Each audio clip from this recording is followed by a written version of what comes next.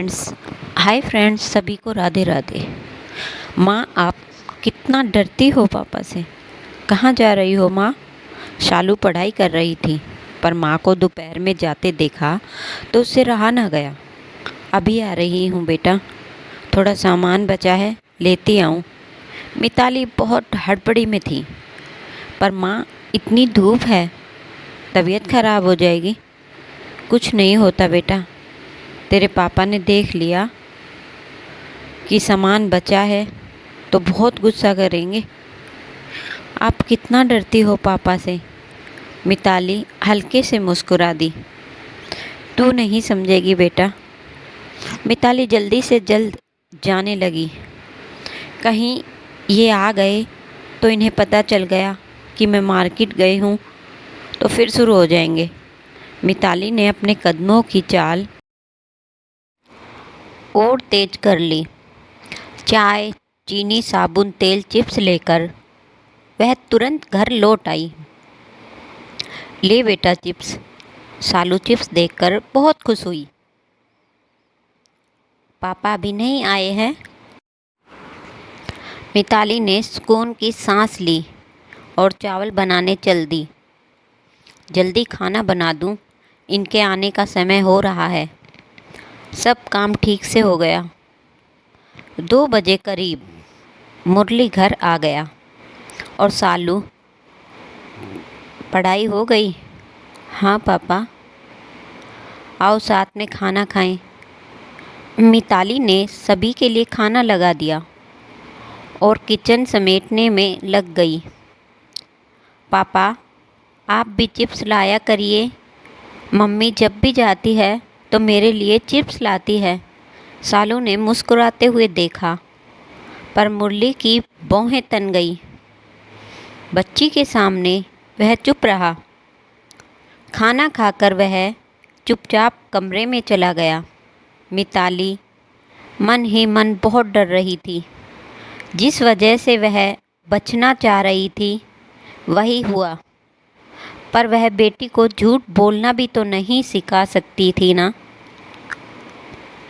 कब मार्केट गई और क्यों गई थी? कमरे में आते ही मुरली ने पूछ डाला। कुछ सामान बचा था, वही लाना था।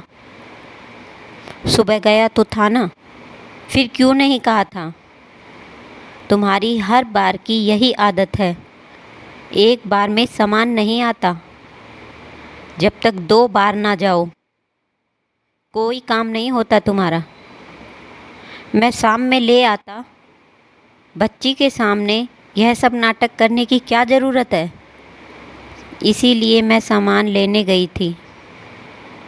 हर बार यही होता है।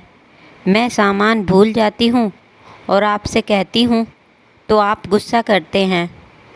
उम्र हो रही है, इतना काम रहता है, भूल जाती हूँ।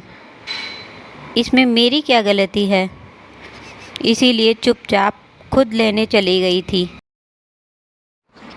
कि आपको पता चलेगा तो आप फिर गुस्सा करेंगे।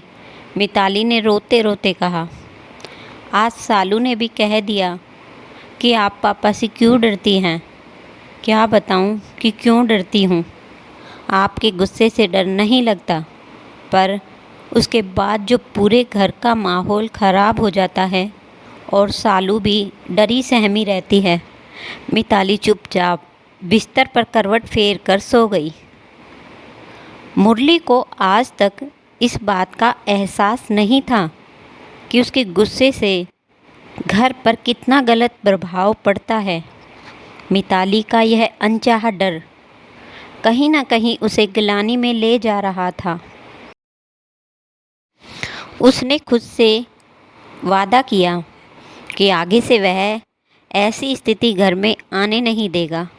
वह प्यार से मिताली के सिर पर हाथ फेरने लगा, पर मिताली शायद रोते रोते सो चुकी थी। मुरली की आंखें भी भीग आई। वह मिताली की आंखें खुलने का इंतज़ार करने लगा। दोस्तों, मुश्किलों और परेशानी में हम अक्सर कई बातें भूल जाते हैं। इसीलिए ऐसा कुछ होने पर कभी भी स्त्री को गलत नहीं समझना चाहिए, बल्कि हर काम में उसकी मदद करनी चाहिए। आज की कहानी आपको कैसी लगी हमें कमेंट करके ज़रूर बताएं। मिलते हैं अगली नई कहानी के साथ। धन्यवाद।